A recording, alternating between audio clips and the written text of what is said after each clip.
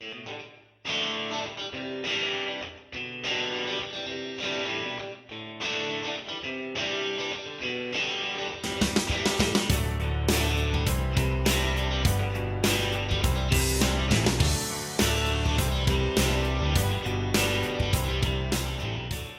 first got into the business. I was going to school at Cal Poly University in California. I had a roommate that was a hot shot, and I got to talking with him. Eventually enrolled in one of the wildland fire science courses there, and first began working with the college hand crew there. That led to me putting in applications with the U.S. Forest Service, and eventually getting hired on as a helitack crew member on the Ochiko National Forest. That was my first job with the U.S. Forest Service and the Fire Service. What did I learn from that? First couple things I learned was to embrace the unknown and step out of your comfort zone, and you'll be rewarded. The other thing I think I took away from that was that there were somebody willing to pay me to work in the woods and go see places I probably never get to see on my own. And I immediately fell for the business.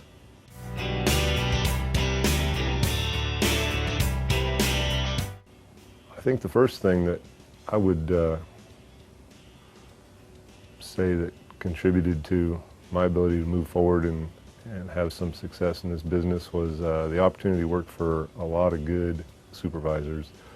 They opened doors for me, showed me what right looked like in most cases, and also the interesting people I got to work with as co-workers.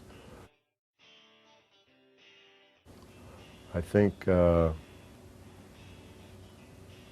willingness to take personal risk. I think my first experience with that was giving up a career appointment for a job that I really wanted, hotshot superintendent job that at that time was a temporary job because a new agency had started the crew. So taking personal risk to move forward.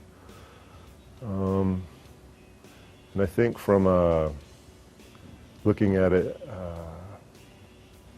I guess operational or fire tactical level, always being prepared before you go to an incident, having a plan when you get there, and engaging as soon as possible. And when things aren't going the way that you might have envisioned them, be willing to call an audible and adapt, make a new plan.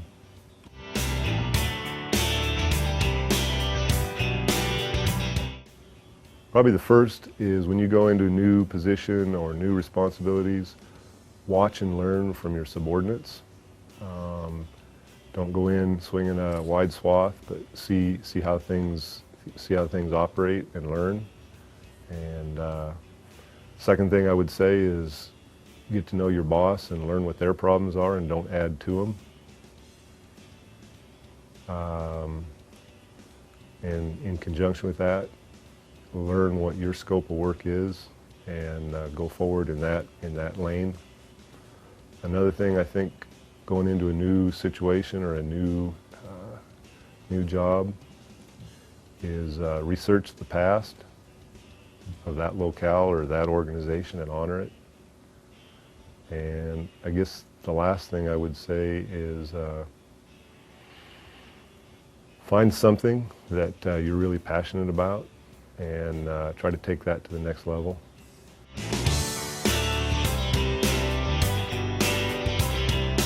A couple things come to mind about career advice that I've received.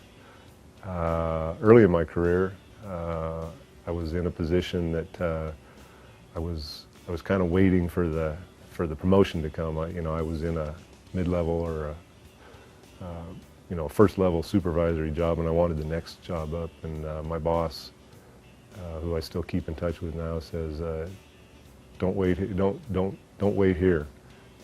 Take an opportunity out away that's going to give you an advancement. Don't spend your time waiting here."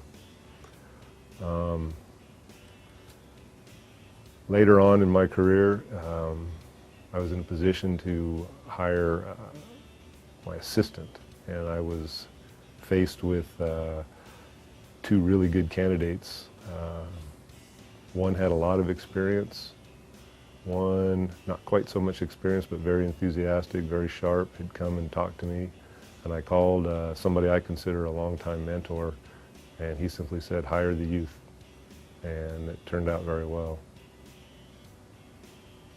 And I think the last thing that, piece of advice, that career advice that really has always stuck with me is somebody once told me, before you decide what you're going to do, decide who you're going to do it with.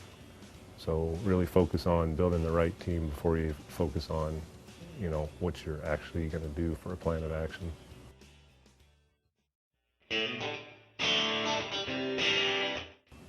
Well, why wouldn't you? It's been great for me. 36 years. Had the opportunity to go places and work with people that unmatched in a lot of other businesses. I think the combination of the ongoing challenges and how they evolve day to day, decade to decade, there's always something new, something that's something to take on that's you're not going to get bored.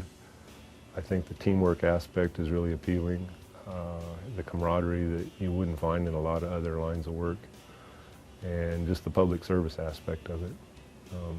That combination makes it a really appealing line of work.